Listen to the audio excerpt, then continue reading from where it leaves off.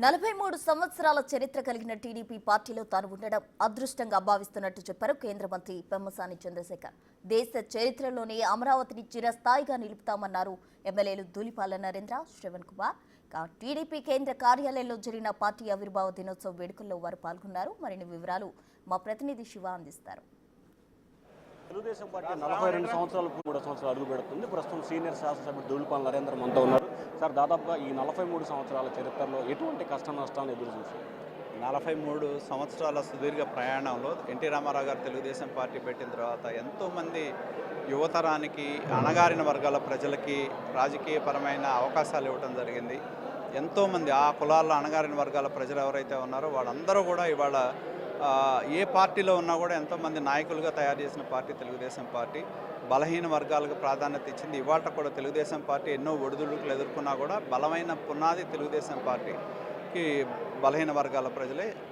అధికారం ఉన్నా లేకపోయినా ప్రజల తరపున ఆ రోజు రాజశేఖర రెడ్డి కావచ్చు, స్వర్గీయ రాజశేఖర రెడ్డి గారు కానీ, వాళ్ళ జగన్మోహన్ రెడ్డి గారు కానీ తెలుగుదేశం పార్టీ మీద ఎన్నో కేసులు పెట్టినా, వేల మంది జైలుకి వెళ్ళినా, ఎంతోమంది నాయకులను హత్య చేసినా కూడా ఆ పార్టీ జెండా పట్టుకుని తెలుగుదేశం పార్టీ కార్యకర్తలు, నాయకులు నడవడం జరిగింది. తెలుగుదేశం పార్టీకి అదే బలం. ఎన్టీఆర్ గారి స్ఫూర్తి ఇప్పటికీ తెలుగుదేశం పార్టీని నడిపిస్తూ ఉంది. ఎన్నో కుటుంబాలు ఆయన నమ్ముకొని తెలుగుదేశం పార్టీ ప్రారంభం నుండి కూడా నడుస్తూ ఉన్నారు. తెలుగు ప్రజల యొక్క ఒక గుర్తింపు, ఆత్మగౌరవానికి గుర్తింపు తెచ్చిన పార్టీ తెలుగుదేశం పార్టీ. ఒక ప్రాంతీయ పార్టీ అయినా దేశ రాజకీయాలను శాసించే స్థాయికి తెలుగుదేశం పార్టీ ఎదిగిందంటే తెలుగువారి ఆత్మ గౌరవానికి ప్రతీక మన తెలుగుదేశం పార్టీ. గతంలో మీరు రాజశేఖర రెడ్డి గారిని చూశారు, ఇప్పుడు జగన్ చూస్తారు. టీడీపీ గతంలో అధికారంలో ఉంది, మధ్యలో ప్రతిపక్షం, ఇప్పుడు అధికారం. సో ఈ సైమల్టేనియస్గా ఈ 20 సంవత్సరాల రాజకీయాల్లో మార్పులు చేర్పులు ఎటువంటి కనిపించినాయి మీకు? ముఖ్యంగా ఏంటంటే ఎంతోమంది కొత్త తరం యువకులు రాజకీయాల్లోకి వస్తూ ఉన్నారు.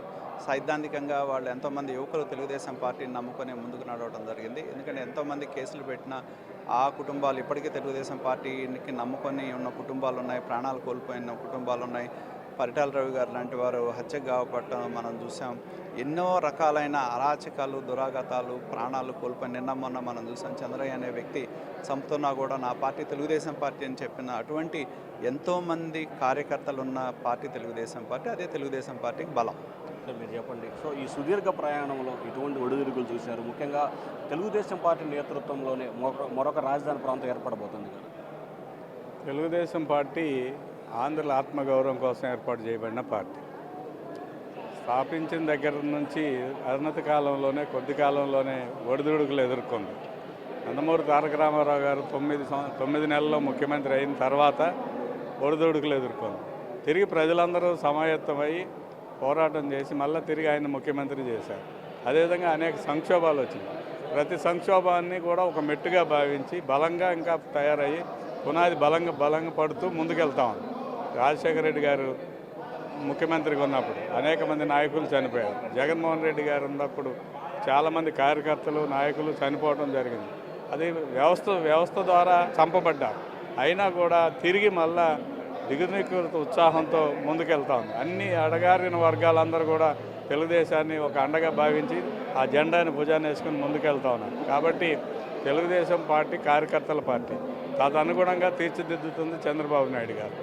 మారుతున్న సమాజానికి అనుకూలంగా టెక్నాలజీని కూడా జోడించి భవిష్యత్ తరాలు కూడా దృష్టిలో పెట్టుకొని లోకేష్ ద్వారా నాయకత్వంలో ముందుకెళ్తుందని నేను భావిస్తాను. సార్, రాజధాని పనులు ఎప్పటి నుంచి ప్రారంభం? ఇప్పటికే చాలా పనులు టెండర్లు వేశారు కదా. సో మీ నేతృత్వంలో, గతంలో అధికారంలో ఉన్నారు, ఎమ్మెల్యేగా ఉన్నారు, మళ్ళీ ఇప్పుడు మీ నేతృత్వంలో రాజధాని పనులు ఎప్పటి నుంచి ప్రారంభం అవుతుంది, ఏం జరగబోతుంది? తెలుగువారికి రాజధాని విషయంలో మొదటి నుంచి అన్యాయం జరిగింది. మద్రాసు నుంచి విడిపోయినప్పుడు కర్నూలు అన్నారు, తర్వాత మళ్ళీ హైదరాబాద్ అన్నారు. హైదరాబాద్ డివైడ్ అయిపోయి మళ్ళా అమరావతి అన్నారు. అమరావతిని పూర్తిగా నాశనం చేయాలని జగన్మోహన్ రెడ్డి కంకణం కట్టుకొని ప్రయత్నం చేశాడు. దాదాపు ఇప్పుడు 40,000 కోట్ల రూపాయల పనులు ఆమోదం పొందినాయి. టెండర్లు కూడా ప్రక్రియ పూర్తయింది. కాంట్రాక్టర్లకు అలాట్మెంట్ జరిగింది. బహుశా చిన్నగా ఈ ఏప్రిల్ మొదటి వారం నుంచి మొదలవుతాయి. అమరావతి రాబోయే 3-3.5 సంవత్సరాల్లో స్థిరపడిపోతుంది. సో ఇది మొత్తం మీద చూస్తుంటే తెలుగుదేశం ప్రభుత్వ హయాంలోనే అమరావతి అనేది పూర్తి స్థాయిలో నిర్మాణం జరుగుతుంది. ఖచ్చితంగా అమరావతి చేర్చుతామని చెప్పి కూడా చెప్తున్న పరిస్థితి కనిపిస్తోంది.